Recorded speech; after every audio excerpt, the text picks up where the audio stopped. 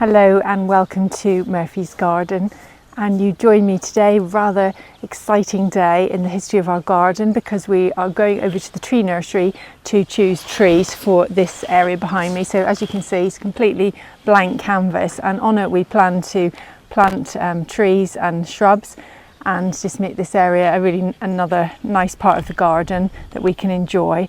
So the size of the plot, it's not a big plot, it's 21 meters at its longest, which is this side, and then it's the depth of the garden is 13.5 meters going this way, so it's not particularly big, and for that reason I've had to curtail some of our choices. I had trees on my list which were really far too big really, so we've tried to limit the size. Most of the trees on our list don't go between about 4 and 8 meters at the maximum. Some of them are just classed as large trees, or large shrubs or small trees. So the criteria for everything that's going in this area is that every plant going in here has to work extremely hard. So they're all chosen because they've got long seasons of interest. So they're doing something in the spring, then they've maybe got lovely bark or something in the winter. So they're all trees that they have to perform all year round, and all of them are AGM awarded trees. So that's trees that have got an award of garden merit from the RHS. So that's always a good, if you're not sure what to get, if you can't really go wrong if you choose trees that have got AGM. So that's what we have done. So in this video we'll be looking at the process that we've gone through to decide which trees to get, and the way I've gone about doing it. I'm not saying it's the right way, but it's just the way I've done it. There's lots of ways of designing a garden. Obviously most landscape architects and designers will use computers to do so, but I haven't got access, can't work all that. Livia can, but she's busy at uni, so I've done it old school. I've done it all on paper, and I'll show you the process the way I've gone about doing it. So Alice is just hooking up the trailer, and we'll head over to the tree nursery, and tree nurseries are the best places to get trees. They've really got some lovely specimens. You'll see the extent of choice that they've got. We have, because we want specific plants and trees, we have contacted them ahead of going just to tell them what we want, and he asked us if he can have the order all ready for us to go and collect, or if we want to we can go and select our own, which we'd rather do. So we'll go over and select which trees we want for this location. As with most things in gardening, and as I've perhaps learnt the hard way, the best way to achieve success is to plan and prepare. It's a bit boring doing it this way, and it's much more fun seeing a plant that looks nice and buying it on a whim, and then, as I'm sure most of us have done, bring it home and then struggle to find the right place for it to grow. This is less of a problem if it's a perennial, which can simply be dug up and relocated to a more suitable location the following year. But when choosing trees, this is not quite so easy. Although it is possible to get a young tree to re-establish in a new location, it is not desirable. Having to move it will curtail its growth, and it will take time to resettle before it grows again. Many of you will know the phrase sleep, creep, leap, which describes the rate of growth after you plant a new tree. The first year it appears to sleep and do absolutely nothing. The second year you begin to notice a few new shoots, but this can be quite underwhelming. But by the third year it's away, and suddenly that small tree is in full growth and leaping away. We have definitely found this to be the case in all of the trees that we have planted. And so, although if it is necessary to move a tree because it's in the wrong place, then definitely move it. But just be aware that it may be another year before it leaps away.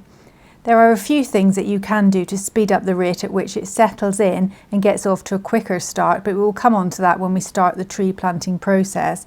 But it's always best to choose the right plant, the right position, and get the planting technique right first time. When choosing which plants were right for the area, the main consideration is the soil type, which for us is very light and sandy. We knew the soil in this new area wasn't great, but this was reinforced when we put in the trellis and planted the roses. The soil is quite depleted of nutrients, and so we need to add lots of organic matter to the planting holes and continue adding organic matter annually to improve the soil in this area.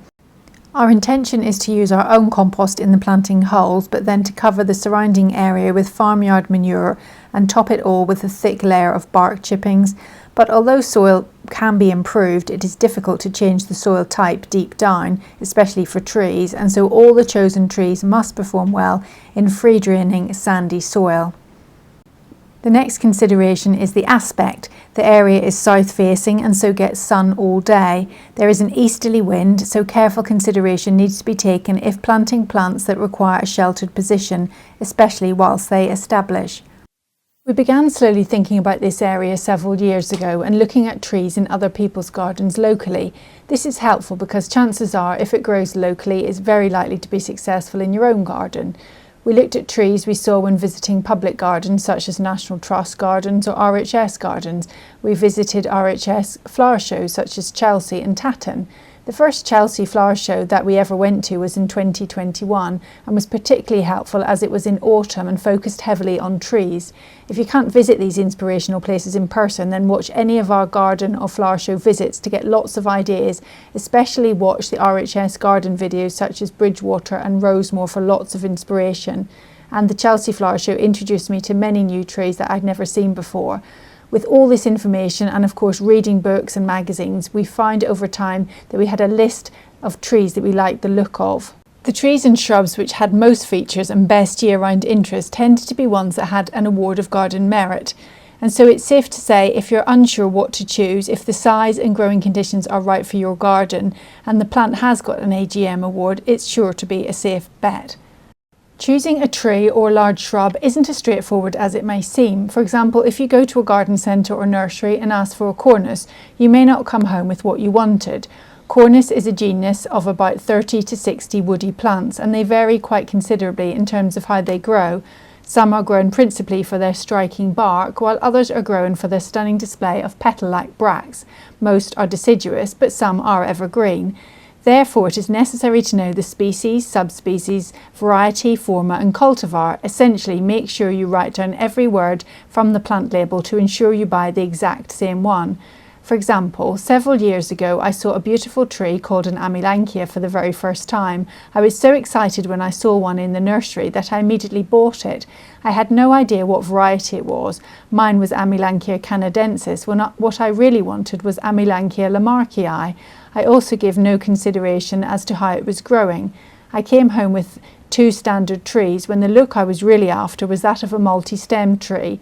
I think I thought it would grow more branches, but of course I know now that it won't, and the tree has been deliberately grown into that form. Trees can be single-stemmed or standards like these trees. These are Prunus lusitanica that we saw at the nursery. And we also did a video a couple of weeks ago in our own garden with Prunus lusitanica single-stemmed trees. But you can also have multi-stemmed trees which have multiple stems coming from the ground. Growing trees with multi-stems is very popular, and the twisting branches add extra interest too. But trees can also be grown as feathered trees. This means they have branches coming out of one stem from the bottom to the top. Here's an example of a birch tree growing in this way. So think about the type of look you're after. On the subject of form, certain trees naturally grow into different shapes. This diagram from the Kousa Gardener's Guide to Growing Trees, which I will leave in the description, illustrates all the different shapes that trees can grow into, from rounded to spreading, to pyramidal, to oval, to conical, to vase-shaped, to columnar, to open, and to weeping. So again, all this has to be considered. Also consider, what does the tree look like throughout the year? Some trees, of course, are evergreen and some trees are deciduous, but some trees might have beautiful spring flowers, striking autumn colours, some have berries or fruits, and some have interesting peeling or coloured bark. With all this in mind, a skilled gardener will know to place a certain plant next to another to complement or contrast its neighbour, but for those with less confidence, the whole prospect is a bit of a minefield and a daunting task, which may seem impossible to get right and be a very expensive mistake. They often say the best time to plant a tree was 20 years ago, as they take time to establish and grow, but the second best time to plant a tree is today. Although we have planted lots of trees already in this garden, I can honestly say that it has taken me this long to feel ready and confident enough to plant out this area. I know that if I had planted the area out 15 years ago when we first moved in, I wouldn't have been aware of all the options available, and I needed to go on my garden journey of discovery and learn all that I have and see so many beautiful trees to be able to make what I hope will be a beautiful new part of our garden. So let's begin with how to plan out the site. We did a video in the summer in which my daughter Olivia, who is training to be a landscape architect, LiDAR scanned an area to the side of our house and designed a picking garden for me. She scanned the dimensions in and produced a CAD design which clearly illustrates what the area will look like. The software allows the viewer to see where the sun comes up, where shadows fall, and demonstrates the light levels at certain times of the day or at different times of the year. Representations of what each plant will look like throughout the seasons takes the guesswork out of the design, ensures that every aspect has been considered. Doing things this way is great, and if you are an inexperienced gardener or feel too nervous to embark upon the task, employing a designer often proves cost-effective in the long run as it avoids expensive mistakes. However, with my designer Olivia inconveniently away and busy with university work, I wanted to get on with the design myself, and I certainly don't have the necessary computer skills or patience to operate CAD, and so I needed to find an alternative way. I needed a technique that allowed me to visibly see how the trees would work in the space. I began by drawing out a scale line drawing with 1 centimetre representing 1 metre. I drew it out again, making it 3 times as big onto brown paper just so it would be easier to work with. I drew in the trees as I thought I wanted them, but quickly made mistakes and was forced to redraw the plan. I kept changing my mind, and I didn't want to have to keep drawing out the plan again and again. I wanted to have the flexibility to try trees in different places without redrawing the plan every time. And so I drew the maximum widths of the trees and cut out a circle to represent each tree. I wrote the name of the tree, whether it preferred a sheltered position or could cope with exposure, and the height of the tree. In a separate pad, I wrote out every plant and made a graph and wrote down what each plant was doing in each season. For example, bright pink flowers on bare stems in spring for Cercis canadensis Forest Pansy. If I could have found any colouring pens, I could also have drawn out the circles and coloured them in to represent each tree in each season, and that way see how the colours worked with a neighbouring tree. Although my technique was crude and quite basic, I think it worked really well. I used it to measure out the circumference of each tree and was able to imagine the scale. When it came to the height, I used an existing telegraph pole which is between 8 and 10 metres in height, and I quickly realised that some of the trees that I had my heart set on were just way too big for the site, such as this liquid amber Staurocyphilura warplestun, which gets to over 12 metres with a spread of 8 metres. And even though I found a smaller one called Lane Roberts, it still grew to between 7 and 12 metres, or 23 feet to 39.5 feet. I fell in love with ginkgos, and I thought the ginkgo biloba autumn gold would look stunning in the evening sun adjacent to a red-leaf tree, but at a height of 12 to 15 metres, sadly it wasn't to be. The plan forced me to be sensible and realistic. Although we don't mind pruning and shaping a shrub or a tree, trying to restrain a tree that wants to be 15 metres or 49.2 feet to a more desirable 6 metres or 19.8 feet would be impossible, and certainly not show the tree off to its true potential, and it would undoubtedly result in a continuous battle with the tree and take away any enjoyment. I really wanted the trees to be allowed to grow up to their true potential, even though I may not be around to see it. When I was out for a walk with Murphy, I really looked up and estimated the heights of trees as I walked past them to gauge in my mind what I really wanted in terms of scale for our plot. Planting a tree correctly is like leaving a wonderful gift to the next generation, so it's really important to get it right. Some trees are longer lived than others, but all trees have a lifespan, and so it's really important for our generation to plan for the future and plant trees which future generations, whether it be our children or grandchildren, can enjoy. This modern fashion where companies or celebrities pledge to plant hundreds of trees to offset their carbon footprint is a nonsense and tokenism at its worst. Far better to plant one tree well that will reach maturity than hundreds that will fail. Here's an example near us where small saplings were planted several years ago en masse, but no one removed the brambles, which are now competing with them. And if they do win the battle against the brambles, they are choked by the plastic tree guard, which no one returned to remove as they got bigger. So plant a tree well, care for it, and it will give back so much enjoyment. A new book which is just being published, and I've just received my copy just today. It looks absolutely amazing, and it's called The Essential Tree Selection Guide. At university on Friday, Olivia had both authors come and speak to her year group all about the book and about how to select trees. Liv said the talk was incredibly inspirational, and Arit and Henrique discussed how trees often provide the answer when dealing with challenging environments, from mitigating flooding, regulating wind, or by reducing air pollution.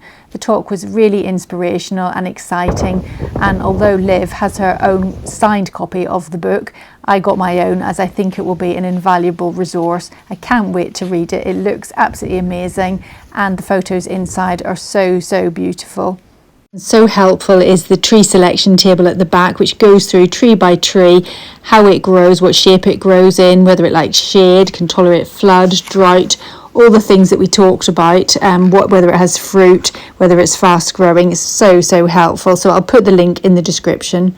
Once happy with the design on paper, I marked out the location of each tree using bamboo sticks and measured out their spread.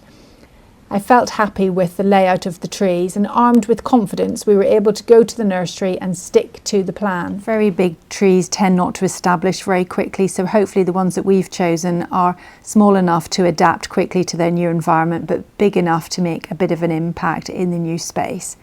So our new trees are all carefully wrapped and secured down just to protect them from the wind and the cold on the journey home. So their belt and braces all secured nicely in the trailer, so we'll see them at home.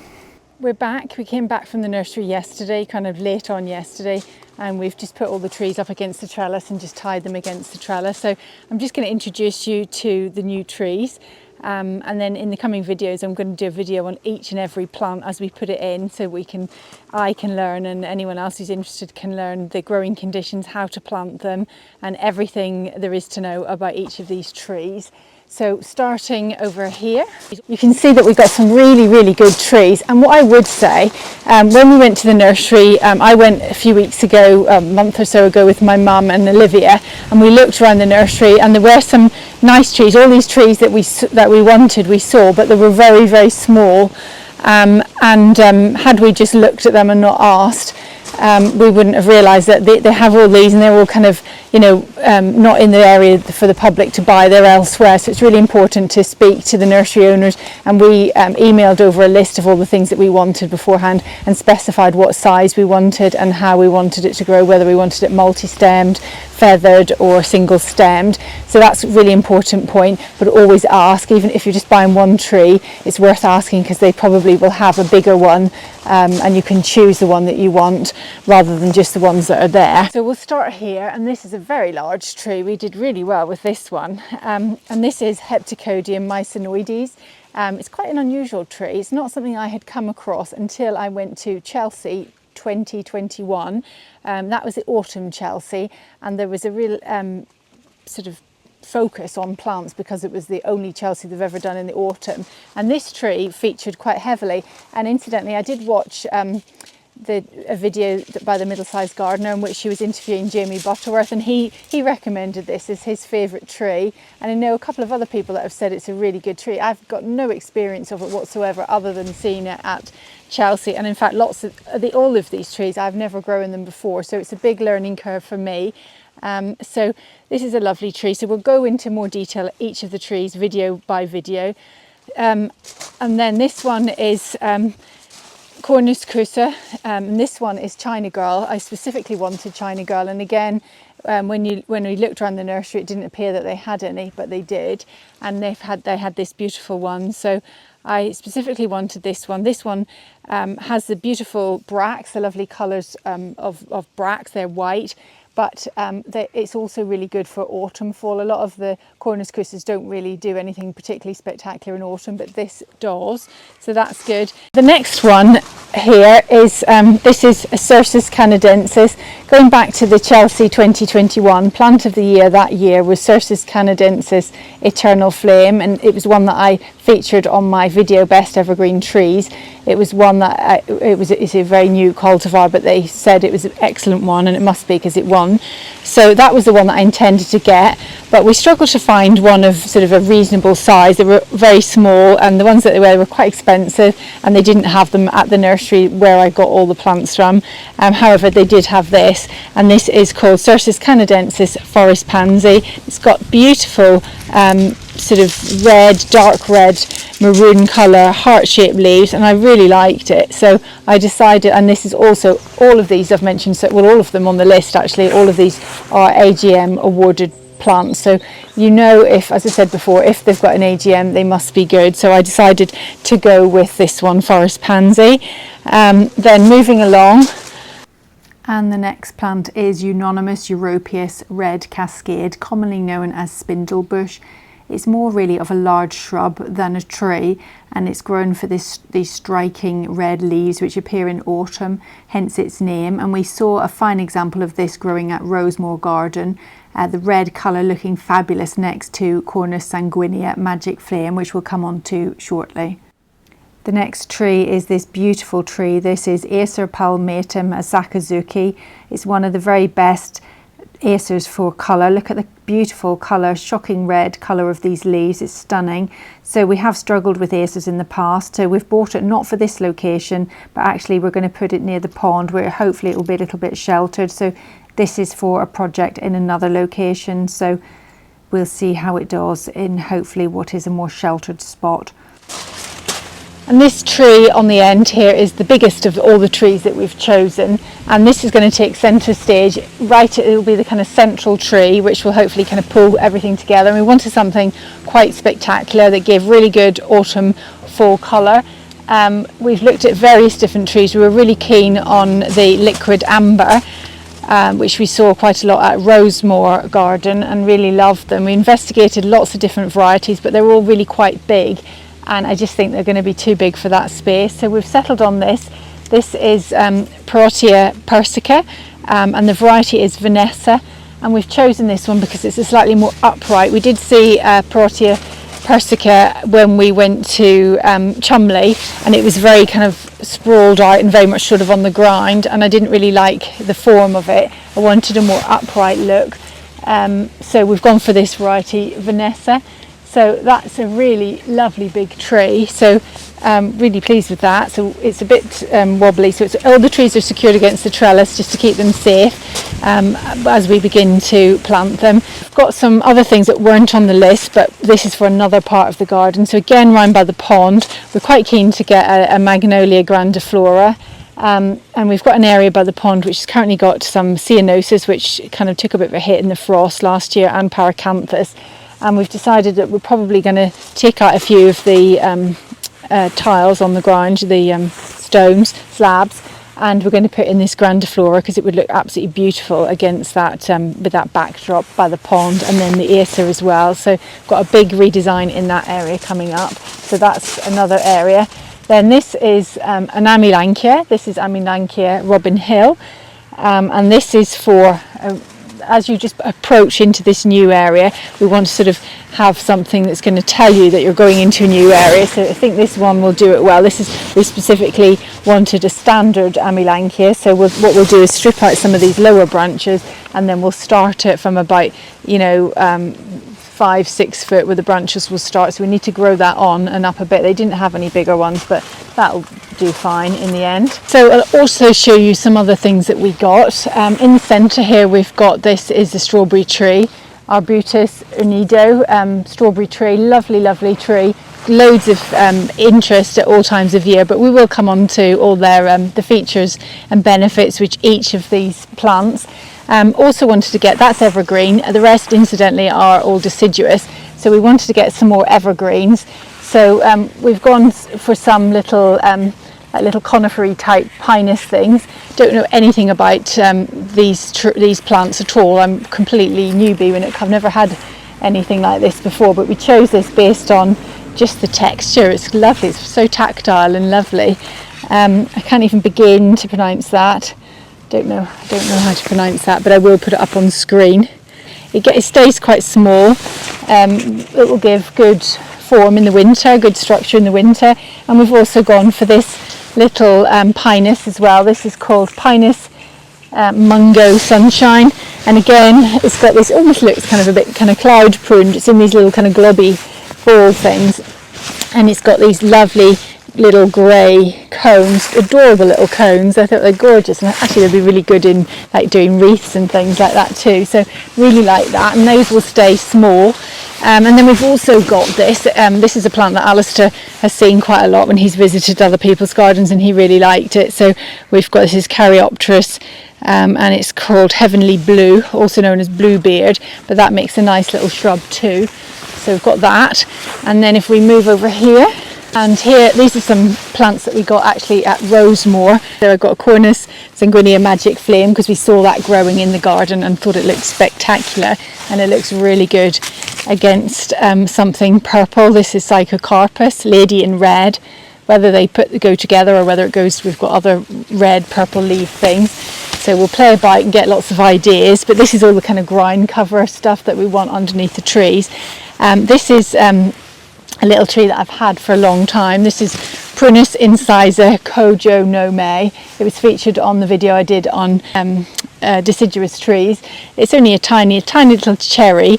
It's had lovely fall colour. It's lost its leaves now actually, and then it leaves these little bendy little twiggy branches that look quite nice. It will get quite a bit bigger, but it's been a bit bonsai'd because it's been in this pot for a long time, so I'm quite keen to get that in the ground. And then this is my little star purchase, which I didn't expect to get, but you may have noticed on the list when I was planning it out in the last video, the star plant, rather than the Parrotia Persica, it was on the sidelines. The star plant was going to be a ginkgo called, I think it was called Autumn Fall, and I just love ginkgos. I love this lovely, really wacky shaped leaf. It just looks incredible, and I love them, but I decided it's just too big for that space, and we were trying to get too much in, so I edited out the ginkgo, much to my reluctance. So when we were at the nursery yesterday, again I was just looking at the ginkgos and just, oh, I just love them. And then I came across this little beauty. So this is a little miniature ginkgo. It's called Marroquin, something like that, and it stays tiny. It stays as a little ball. It only grows a few centimetres a year, so it will stay in this little ball. But I will still get these incredible leaves, and it is starting to fall. It does lose its leaves. It's deciduous, so it will lose its leaves. And in fact, I think the journey home has brought on autumn a bit prematurely for it, because it's really dropping quite a lot of its leaves. But I think that's everything that we've bought. So really pleased with what we got at the nursery. We've got really good price, and just it's incredible what we've managed to get. So I'm absolutely delighted, and I would like to thank you all, because the money that I've made just doing this YouTube channel has meant that we've been able to put it back into the garden, and we've used that money to buy the plants. So thank you all very much, and we're going to absolutely love these plants, and watch in the next few videos as we set about learning all about these our new little friends that have come to join us in the garden, and we'll learn everything about them and look after them really well. And now for the exciting bit. We're certainly not planting all of the trees today, but what I would like to do, is quite a nice still day, it's not too windy, so I want to use this as an opportunity just to place the trees where I have planned to put them, just to make sure they look right in their planned position. We won't put them in, but we'll just see what they look like. Got my plan here somewhere. And then last weekend I put in where there are stakes, there are bamboo stakes all dotted all over the place. It's a bit of a danger really, in case someone falls on them, so I don't want to leave them there long term. But what we'll start doing is moving the trees into their position and just get a feel for the colours, the forms, the textures, all those things, and see how it works. So let's begin. Okay, so this is a scaled down version of the big plan that I did, and so far it's looking quite good. So Al's just made some temporary holes. We just don't want the trees to get damaged, so we've sunk them, and it also gives us a chance to see their actual height. So we've just put them in, And then we've got these extra things that we bought as sort of lower down plants to play around with as well. So I was just going to get the big tape measure, the landscaping tape measure, and then we'll measure the spread of each of the trees just to make sure I've done it properly. I don't want all the pressure on me in case I get it wrong. So Al's got his tape measure, haven't you? And we'll just go around measuring. I've got the width of everything on this piece of paper as well. So for example, the Pinus incisor just gets to 2.5 to 3 meters in spread, and the Heptacodium miconiodes also the same, 2.5 to 4 meters in spread also. So that's the maximum of that little prunus. So it's not very big and it can be kept smaller. So yeah, I think that's fine there, isn't it? Or do you want it further forward or anything? No, I think that's okay, is it? I think the planning has really helped out, and I'm actually delighted with everything. We've just gone around, measured everything just to make sure it's all got enough room. So Al's just digging out the corylus and we'll relocate it in its new position. Al's dug that up, and we had intended to put it here, just much in the same place but a bit further forward, but I have had one amendment to the diagram, that's all, but everything else has gone in where I had intended to put it. So oh gosh, the Heptacodium's just fallen over, so we will get all these trees taken away again because I don't want them getting damaged, so we'll strap them to the trellis until we're ready to plant. But what this video is I just want to show in this video exactly where we've decided to put everything. So we'll just go round. I will just put that Heptacodium back up again. So we'll start here. We've got the Acer Palmatum'Osakuzaki, which is staying where it was put a few years ago when we first bought it, and that's going to get nice and big. We have also bought the Amelanchier, which is going to go where we've put it there. I haven't planted. I can actually plant that one. I will get that one planted, and that will arch over this pathway, and it will probably have blossom and everything going into the seating area, which I think would be lovely, just having those branches arching over the yew hedge. So that's going to look good, and that will just give you the sort of the feel of, like, you know, it's like obscuring the view a little bit and just telling you that you're coming into something very different from what's over there. So as you come in, you've got the Acer and the Calicarpa, which are staying put. Then the first tree that you come to here on the left, this is the Cornus Kousa China Girl, and this is a lovely tree. It's got beautiful bracts, but as I say, we'll go into every tree in detail, but that's why it's near to the path. The pathway, eventually we're going to get rid of all the grass, and we're going to have sort of a crushed path going along here, so the grass will go. So that's why Alistair wants to sort out all the levels before we plant. Cornus Kousa is there, that's going to look lovely. You can keep them trimmed down a bit, but we have allowed them to get bigger, given them plenty of space. Then we've got the Heptacodium here, and that Heptacodium is the deciduous. These are both deciduous trees that we've done so far. And then the corylus, that's the amendment that I've made. So the corylus is back there, and the reason I've done that is because I'm not that keen on the corylus in the summertime when it's got its leaves. It's quite ugly, really. I don't really like the leaves, but it comes into its own in a winter garden. So these two are both deciduous, the Heptacodium and the Parrotia Persica. So when they lose their leaves, suddenly this tree, I'm hoping, will become quite a feature.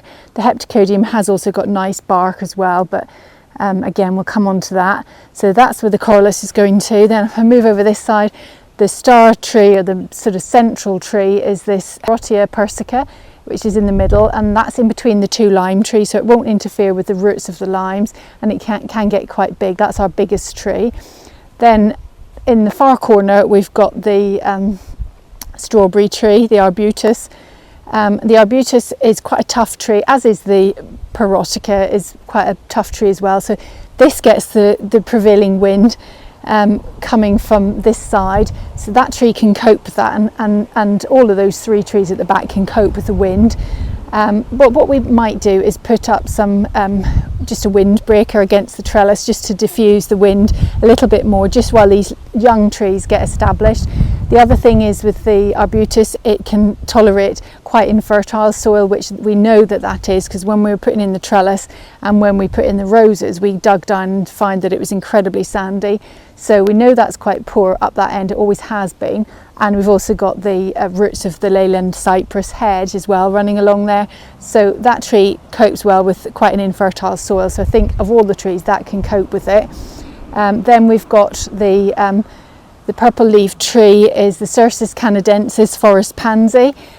Beautiful, beautiful tree, and when the sun came out, the leaves are sort of lit by the sun and just look so pretty. It's a lovely, lovely colour.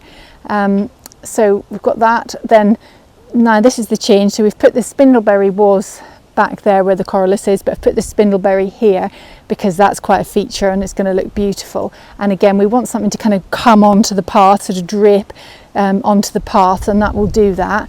We've also got these little smaller plants sort of dotted about, so I think that's roughly where they're going to go.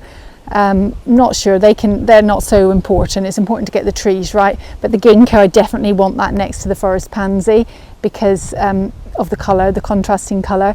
And then we've also got this, I'll just show you, Cornus sanguinea magic flame, and just look at the leaf colour on that, it's just stunning. So again, I thought that would look really nice next to that forest pansy in a lovely contrasting colour. So the only trees we've planted, we've put the corylus in because we lifted it, so we didn't want it drying out, so we've put that in. And we've also, because we disturbed the soil in this part of the garden, we've also put the little prunus incisor in, just so just because we know that's where it's going to go. So that's everything. So that's my record of what we've done. Hope you enjoyed that. I've certainly enjoyed it. Oh, I just loved it, and I'm absolutely delighted with everything that we've bought. It's just spot on. I was worried at one point we got too much, then I was worried I didn't have enough, but it's just perfect. So thank you very much for watching, and join us. As I say, we're going to go through tree by tree, plant by plant. As we plant them, I want to find out everything there is to know about each of the plants to make sure I'm looking after them properly. And if you're thinking about planting them too, you might benefit from that as well. So thanks for watching, and join us again in the next video. Bye for now.